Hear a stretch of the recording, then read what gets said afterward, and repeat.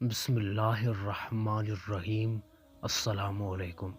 حضرت سلیمان علیہ السلام کی کرسی اور تخت بیان کرتے ہیں کہ جب حضرت سلیمان علیہ السلام نے فیصلے کے لیے جلوس کا ارادہ فرمایا تو شیاطین یعنی جناتوں کو حکم دیا کہ وہ ان کے لیے ایک نادر الوجود اور عمدہ کرسی تیار کرے، جس کی صفت یہ ہو کہ جھوٹا مدعی یا گواہ اس کے دیکھنے سے ترانے لگے۔ چنانچہ تعمیل ارشاد میں ہاتھی دان کی ایک کرسی تیار کی گئی، جس کو جواہرات، یاقوت، موتیوں اور زبرجد سے مزین کیا گیا تھا، اور جواہرات سے انگور کے درخت بنا کر اس کو گھیر دیا تھا، جس میں سونے کے 4 کھجور کے درخت ایسے تھے جن کی شاخیں چاندی کی بنائی گئی تھی۔ ان میں سے 2 درختوں کی چوٹی پر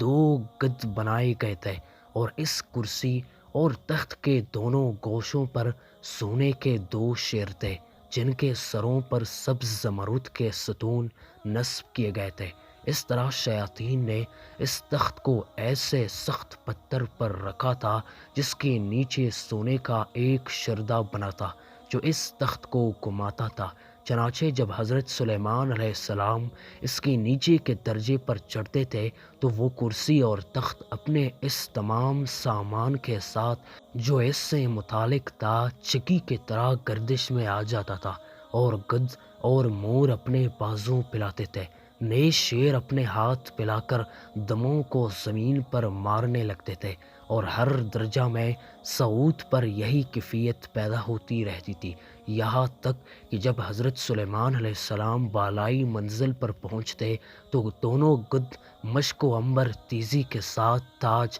اس کے سر پر رکھتے تھے، اور تخت پر جلوہ افروز ہونے کے بعد سونے کا کبوتر زبور پیش کرتا، جس کو لوگوں کو سنایا کرتے تھے۔ ان کے دائیں جانب علماء بنی اسرائیل سونے کی کرسیوں پر بیٹھے تھے، اور بائیں جانب معزز جنات چاندی کی کرسیوں پر۔ اس طرح حضرت سلیمان علیہ السلام فیصلے کے لیے جلوس فرماتے تھے، اور جب کسی معاملے کی شہادت کے لیے گواہ آتے تو وہ کرسی ماں اپنے سامان کے گردش میں آ جاتی تھی، اور شیر و گدھ اور طاووس اپنے مذکورہ کام میں مشغول ہو جاتے تھے۔ یہ دیکھ کر گواہوں پر ایک ایسی ہیبت طاری ہوتی اور سچ و حق کے سوا کوئی جھوٹی شہادت نہ دے سکتے تھے۔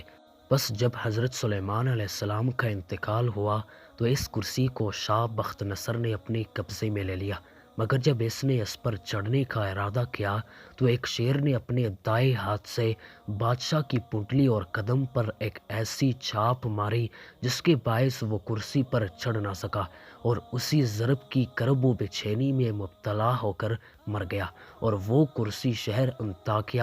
روم و شام کے دارالسلطنت میں باقی رہی، یہاں تک کہ اہل انطاکیہ سے قراص بن صدرس نے جنگ کی اور خلیفہ نے بخت نصر کو شکست دی۔ اس کے بعد کرسی بیت المقدس کی طرف لائی گئی، اور کوئی بادشاہ اس کرسی کے چڑھنے پر قادر نہ ہو سکا۔ پھر اس کو صحرائے بیت المقدس کی پیچھے رکھا گیا، جس کے بعد آج تک اس کی کوئی خبر یا اثر معلوم نہ ہو سکا کہ کہاں گئی اور کیا ہوا۔ اس حکایت سے حضرت سلیمان علیہ السلام کی کرسی کی وسعت و ہیبت و دبدبہ اور انصاف کا پتہ چلتا ہے، اور اللہ کی ذات اور قدرت پر ایمان مضبوط ہوتا ہے کہ اس کے مخلوق میں اس قدر رعب و دبدبہ ہے تو خود خالق کس طرح قادر مطلق اور رعب و دبدبے والا ہوگا۔ اللہ تعالی ہم سب کو اس واقعے سے سبق حاصل کر کے اللہ کی ذات پر یقین کامل کرنے کی توفیق عطا فرمائے، آمین یا رب العالمین۔ میرے پیارے اسلامی بھائیوں، اگر واقعہ اچھا لگا ہے تو ویڈیو کو ضرور لائک کرنا، اور ایسے بہترین واقعات کے لیے ہمارے چینل عالم اسلام کو ضرور سبسکرائب بھی کرنا۔